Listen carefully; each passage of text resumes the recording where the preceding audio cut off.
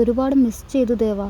ഒത്തിരി കഴുത്തിടുക്കിൽ നിന്നും മുഖമുയർത്താതെ തന്നെ പരാതി പറയുവാണല്ലി. അവനെ ചുറ്റിവരിഞ്ഞ കൈകൾ ഇനിയും അകന്നു നിൽക്കാനാവില്ലെന്നതുപോലെ അവനിൽ മുറുകിക്കൊണ്ടിരുന്നു. അത്ര ദിവസം അനുഭവിച്ചു കൊണ്ടിരുന്ന വിഷമവും സങ്കടവുമെല്ലാം അവനിൽ തന്നെ ഇറക്കി വയ്ക്കുമായിരുന്നു പെണ്ണ്. അല്ലി പറയുന്ന ഒരു വാക്ക് പോലും അവൻ കേൾക്കുന്നുണ്ടായിരുന്നില്ല എന്നതാണ് സത്യം. തന്നോട് ചേർന്നിരിക്കുന്ന ഉടലിൻ്റെ ചൂടും അവളുടെ ഗന്ധവുമെല്ലാം സ്വയം മറന്നു നിന്നു പോയവൻ. ഏതോ ലൂപ്പിലകപ്പെട്ടതുപോലെ ഹൃദയം കുതിച്ചു ഉയർന്നു ഇടിക്കുന്നു. ഉള്ളംകൈ വിയർത്തു നനയുന്നു. മൊത്തത്തിൽ ആകെക്കൂടി ഒരു വല്ലാത്ത അവസ്ഥ. മാധവിൻ്റെ ഈ ഭാവമാറ്റങ്ങളൊന്നും അല്ലി അറിഞ്ഞതുമില്ല. ആ നിമിഷങ്ങളിലെല്ലാം പഴയ അല്ലി മാത്രമായിരുന്നു അവൾ. തന്നിലുള്ള മാറ്റങ്ങളോ അത് അവന് വരുത്തുന്ന അനുഭൂതിയോ ഒന്നും അവൾ അറിഞ്ഞില്ല. നീ എന്തൊന്നും മിണ്ടാത്തേ? ഇന്നലെ വരെ എന്നെ കാണുമെന്ന് പറഞ്ഞു നടന്നിട്ട് ഇപ്പോൾ കണ്ടിട്ടൊന്നും മിണ്ടാനില്ലേ? താൻ എന്തൊക്കെ പറഞ്ഞിട്ടും ഒരക്ഷരം പോലും മിണ്ടാതെ നിൽക്കുന്നവനെ കാണി, തന്നെ വെരിഞ്ഞു മുറുക്കി ചേർത്ത് പിടിക്കാത്തവനെ കാണി അല്ലിക്ക് ദേഷ്യം വന്നു. ദേവാ! പെണ്ണവനെ പിടിച്ചൊന്നുലച്ചതും ചെക്കനൊരു ഞെട്ടലോടെ അവളെ നോക്കി. മിഴികൾ വീണ്ടും അനുസരണയില്ലാതെ അവളിൽ തന്നെ ഒഴുകി നടന്നു. വീർപ്പിച്ചു വെച്ച കവിളുകളും കൂർപ്പിച്ച ചുണ്ടുകളും എല്ലാം ഉള്ളിൽ ഏറിയ പിടപ്പോടെ നോക്കിപ്പോയവൻ. തൻ്റെ പ്രകൃതിയെല്ലാം മുന്നിലുള്ളതെന്ന് തോന്നിയവന്. അങ്ങനെയൊരു ചിന്ത ഉള്ളിൽ വന്നതേ നോവാൽ അവൻ്റെ മുഖമൊന്ന് ചുളിഞ്ഞു. നെഞ്ചിലേക്ക് മുഖം അമർത്തി കടിച്ചു നോവിച്ചതാണ് പെണ്ണ്. നിനക്കെന്താ? കുറേ നേരമായല്ലോ കറണ്ടടിച്ച കാക്കയെ പോലെ.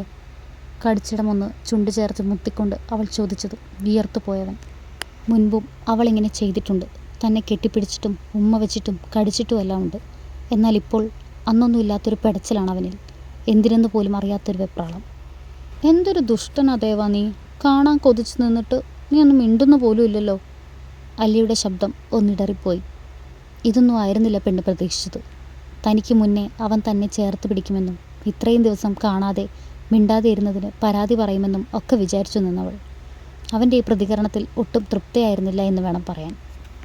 7 ദിവസം കാണാതെയും മിണ്ടാതെയും നിന്നപ്പോൾ നീ എന്നെ മറന്നു പറഞ്ഞ് പൂർത്തിയാക്കുന്നതിന് മുൻപേ അവളെ വലിച്ച് ഭിത്തിയിലേക്ക് ചേർത്തവൻ.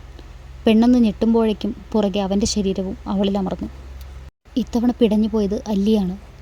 താനായി ചേർന്ന് നിന്നപ്പോൾ ഉണ്ടായ പ്രതീതിയല്ല അവളിൽ ആ നിമിഷം അനുഭവപ്പെട്ടത്. ദൃഢമായ അവൻ്റെ ശരീരം മൃദുവായ തൻ്റെ മേനിയിൽ ചേർന്നപ്പോഴുണ്ടായ നോവും അത് തന്നിൽ നിറയ്ക്കുന്ന വെപ്രാളവും അനുഭവിച്ചറിഞ്ഞവളും. മിഴികൾ ഒന്നുയർത്തി നോക്കിയതും കണ്ടു ചുവന്നു കയറിയ മുഖത്തോടെ തന്നെ നോക്കുന്നവനെ. അല്ലിയുടെ ഉടലാകെ ഒന്ന് വിറച്ചുപോയി അവൻ്റെ ആ ഭാവത്തിൽ. ദേഷ്യവും സങ്കടവും അതിനപ്പുറം മറ്റു പലതും നിറഞ്ഞു നിൽക്കുന്ന ഭാവം. ആദ്യമായി കാണുന്ന കൗതുകത്തോടെ ചുവന്നു കയറിയ ആ മുഖത്തേക്ക് ഇമ ചിമ്മാതെ നോക്കി നിന്നവൾ. എന്താടി പറഞ്ഞേ?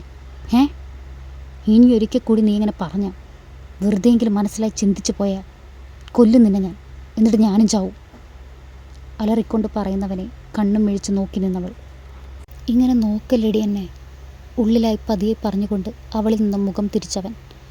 ഇനിയും ഒന്ന് നോക്കിപ്പോയാൽ പലതും ചെയ്തു പോകുമെന്ന അവസ്ഥയിലായിരുന്നു മാധവ്. ഒരേ നിമിഷം അവൾ കുഞ്ഞാണെന്നും എല്ലാം തെറ്റാണെന്നും ചിന്തിക്കുമ്പോഴും തന്നിൽ ആദ്യമായി നിറയുന്ന വികാരങ്ങളെ തടഞ്ഞു നിർത്താനും പിടിച്ചുകെട്ടാനും അവനും ആവുന്നുണ്ടായിരുന്നില്ല. അല്ലിയുടെ അവസ്ഥയും അതുപോലെ തന്നെയായിരുന്നു. അവൻ അകന്നു മാറിയിട്ടും തന്നിൽ നിന്നും മുഖം തിരിഞ്ഞു നിന്നിട്ടും ഒന്നും അറിഞ്ഞതുപോലുമില്ല. ഏറിയ മിടിപ്പോടെ ഭിത്തിയിലൂടെ ഊർന്നിറങ്ങി നിലത്തേക്കിരുന്നവൾ. പരസ്പരം ഒരു ഒളിച്ചുകളിയിലായിരുന്നു ഇരുവരും. ഉള്ളിൽ നിറയുന്ന വികാരങ്ങൾ മറച്ചുവെച്ചു പഴയ ദേവയും പ്രകൃതിയും ആകുവാൻ രണ്ടാളും ഒരുപോലെ ശ്രമിച്ചു. ഒരുമിച്ച് ഒരു മുറിയിൽ കിടക്കുമ്പോഴൊക്കെയും ഉറക്കം ഒരുപോലെ നഷ്ടപ്പെട്ടു തുടങ്ങി. ഇരുവരും സ്വന്തം പ്രണയം ഒളിപ്പിച്ചു വെക്കുന്ന തിരക്കിൽ മറ്റേയാളുടെ പ്രണയം ശ്രദ്ധിച്ചതുമില്ല. വീട്ടിലുള്ളവർക്കെല്ലാം അവരുടെ മാറ്റങ്ങൾ മനസ്സിലായെങ്കിലും കണ്ണടച്ചിരുട്ടാക്കുന്ന രണ്ടെണ്ണവും അതൊന്നും അറിഞ്ഞതുമില്ല. അങ്ങനെ ദിവസങ്ങൾ ആഴ്ചകളായും ആഴ്ചകൾ മാസങ്ങളായും മാസങ്ങൾ വർഷങ്ങളായും ഇതിനിടയിൽ കടന്നുപോയി. മാധവ് ഇപ്പോൾ MBA സെക്കൻഡ് ഇയറും പ്രകൃതി ഇപ്പോൾ +2 പഠിക്കുന്നു. രൂപത്തിലും ഭാവത്തിലും ഏറെ മാറ്റങ്ങൾ വന്നുപോയത് ദേവയുടെ പ്രകൃതിക്കായിരുന്നു. പഴയ കുഞ്ഞു പെൺകുട്ടിയിൽ നിന്നും ആരും മോഹിച്ചു പോകുന്ന സുന്ദരി പെണ്ണായി വളർന്നവൾ. ദേവയുടെ കോളേജിൽ പോലും ആരാധകരേറെയാണ്. ചെക്കൻ്റെ കലിപ്പും ദേഷ്യവും കൂടാൻ മറ്റൊന്നും വേണ്ടിയിരുന്നില്ല.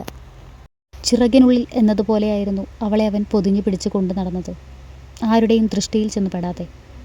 അവൾക്ക് പുറകെ പ്രണയം പറഞ്ഞു ചെല്ലുന്നവരെയൊക്കെ അവൻ എടുത്തിട്ടടിക്കാൻ തുടങ്ങിയതും മാധവിനെ പേടിച്ച് പ്രകൃതിയെ നോക്കാൻ പോലും പലർക്കും ഭയമായി തുടങ്ങി. ആൾക്കും ഫാൻസൊക്കെ ഉണ്ടെങ്കിലും അവൻ്റെ കലിപ്പ് പേടിച്ച് പുറകെ ആരും ചെല്ലുന്നില്ലെന്ന് മാത്രം. എന്തുപറ്റി ഇന്ന് നേരത്തെ? വയ്യേ നിനക്ക്? ബൈക്കിന് പുറകിൽ തന്നെ ഇറുകെ പുണർന്ന് പുറത്തേക്ക് മുഖം വെച്ചിരിക്കുന്നവളെ അറിയെ പതിയെ ഒന്ന് ചോദിച്ചു മാധവ്.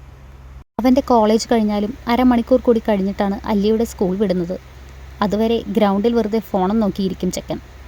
ഇന്ന് പതിവിലും നേരത്തെ വരുന്നവളെ കാണേ കാര്യമെന്തെന്ന് ചോദിച്ചെങ്കിലും മറുപടി ഒന്നും പറയാതെ പോകാം എന്ന് മാത്രം പറഞ്ഞു. ബൈക്കിൽ കയറിയിരുന്നിട്ടും സൈലൻ്റായി ഇരിക്കുന്നവളെ കാണെയാണ് വീണ്ടും മാധവിൻ്റെ ചോദ്യം. തലവേദനയ്ക്കോ ദേവാ? കൂടുതൽ ചോദ്യങ്ങളിൽ നിന്നും ഒഴിഞ്ഞു മാറാൻ എന്നവണ്ണം പറഞ്ഞുകൊണ്ട് മിഴികൾ അടച്ചു കിടന്നു. ഉള്ളിലെപ്പോഴും ക്ലാസ്സിൽ വെച്ച് കൂട്ടുകാരി ആർദ്ര പറഞ്ഞ വാക്കുകളായിരുന്നു. നിൻ്റെ ഏട്ടനെ എനിക്ക് ഒരുപാട് ഇഷ്ടമാണ് പ്രകൃതി. ആളോടൊന്ന് പറയുമോ നീ? നിങ്ങൾ തമ്മിൽ നല്ല കൂട്ടല്ലേ? പെട്ടെന്നുള്ള അവളുടെ പറച്ചിലിൽ ആദ്യം ഉള്ളിലേക്ക് വന്നത് വല്യേട്ടൻ്റെയും കുഞ്ഞേട്ടൻ്റെയും മുഖമാണ്. അവരാണല്ലോ തൻ്റെ ഏട്ടന്മാർ.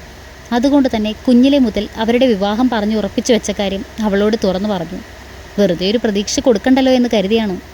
എന്നാൽ അവളെ ഞെട്ടിച്ചുകൊണ്ട് നിന്റെ ഏട്ടൻ ദേവമാധവനെയാണ് ഞാൻ പറഞ്ഞത് എന്നുള്ള അവളുടെ വാക്കുകൾ ഉള്ളിൽ ഒരു ഇടുത്തി വീണതുപോലെ തറഞ്ഞു പോയിരുന്നു അവൾ. ദേഷ്യമോ സങ്കടമോ എന്തൊക്കെയോ ഒരുപോലെ തന്നെ വെരിഞ്ഞു മുറുക്കി. എൻ്റെ ദേവയെ അവൾക്ക് ഇഷ്ടമാണ് എന്ന് പറഞ്ഞതിനേക്കാൾ വേദനിപ്പിച്ചു കളഞ്ഞത് അവനെ എൻ്റെ ഏട്ടനായി വിശേഷിപ്പിച്ചതിലാണ്. ദേഷ്യവും സങ്കടവും ഏറിയതും പിന്നെ ഒരു നിമിഷം പോലും അവിടെ നിൽക്കാൻ തോന്നിയിരുന്നില്ല തനിക്ക്. മിസ്സിനോട് വയ്യെന്ന് പറഞ്ഞുകൊണ്ട് സ്കൂളിൽ നിന്നും പുറത്തേക്കിറങ്ങുമ്പോൾ ഒരു കുന്നോളം പരിഭവമായിരുന്നു അവനോട്. ആർദ്ര അങ്ങനെ പറഞ്ഞതിലുള്ള ദേഷ്യം സങ്കടം എല്ലാം കൂടി ദേവയോട് മുഖം വീർപ്പിച്ചു നിന്നു. മൗനം പാലിച്ചു. ഇപ്പോഴും അതുതന്നെ തുടരുന്നു. നീ എൻ്റെ ആരൊക്കെയാണ് ദേവ?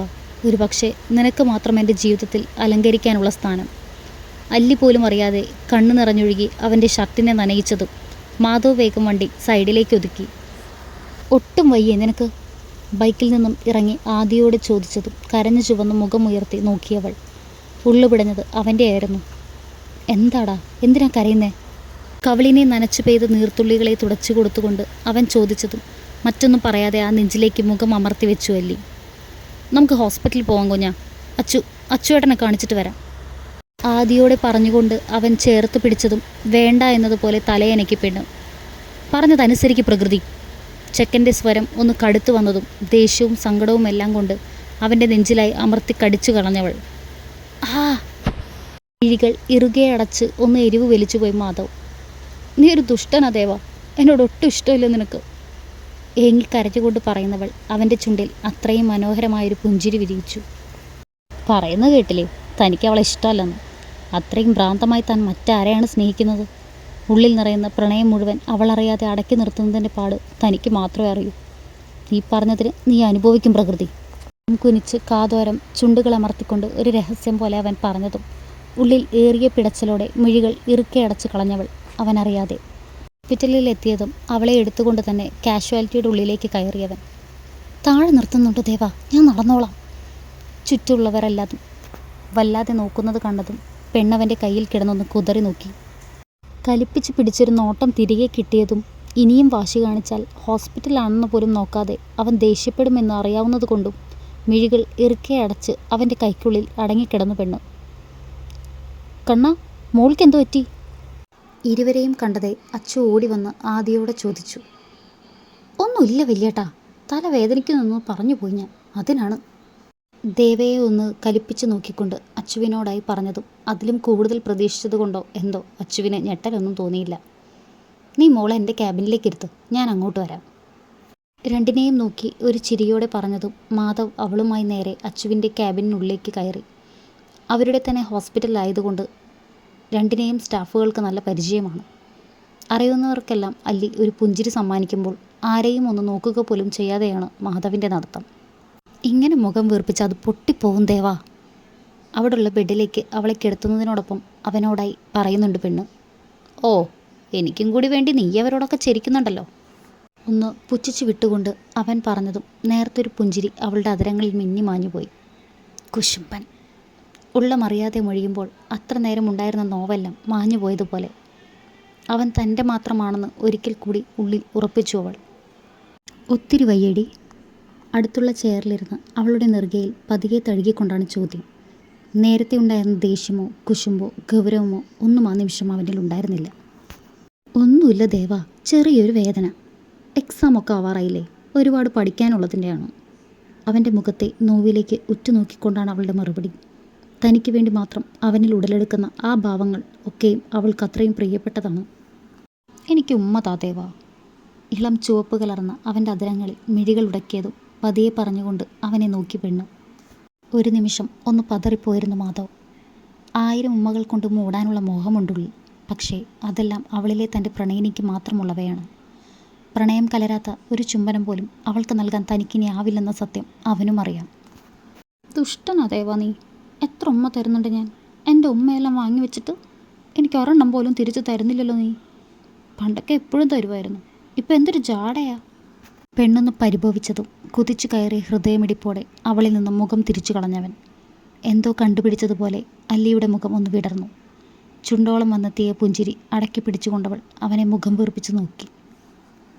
എങ്ങനെയുണ്ട് അല്ലീസ്? ഇപ്പോഴും വേദനയുണ്ടോ? അല്ലി വീണ്ടും അവനെ വട്ടുപിടിപ്പിക്കാൻ എന്തോ പറയാൻ തുടങ്ങിയപ്പോഴേക്കും അച്ചു ഡോറ് തുറന്ന് അകത്തേക്ക് വന്നിരുന്നു. ഇപ്പം മാറിയേട്ടാ. ഞാൻ പറഞ്ഞതേ ഇവനോട് വീട്ടിൽ പോയി അപ്പയുടെ ചായ കുടിച്ച തീരാവുന്ന വേദനയേ ഉള്ളൂ എന്ന്. പറഞ്ഞാൽ കേൾക്കണ്ടേ? ബെഡിൽ എഴുന്നേറ്റിരുന്നു കൊണ്ട് അവൾ പറഞ്ഞതും ചെക്കൻ വീണ്ടും കണ്ണുരുട്ടി അവളെ നോക്കി. എന്നെ കെട്ടിപ്പിടിച്ച് കരച്ചിലായിരുന്നു അച്ചു. വേദനിക്കുന്നു എന്നൊക്കെ പറഞ്ഞിട്ട്. മനുഷ്യനെ പേടിപ്പിച്ചിട്ട് അവൾ പറയുന്നത് കേട്ടില്ലേ? കലിപ്പിച്ച് പറഞ്ഞതേ ഒന്ന് ഇളിച്ചു കാണിച്ചു അല്ലി. അച്ചു രണ്ടുപേരെയും ഒന്ന് ചിരിയോടെ നോക്കിയിരുന്നു.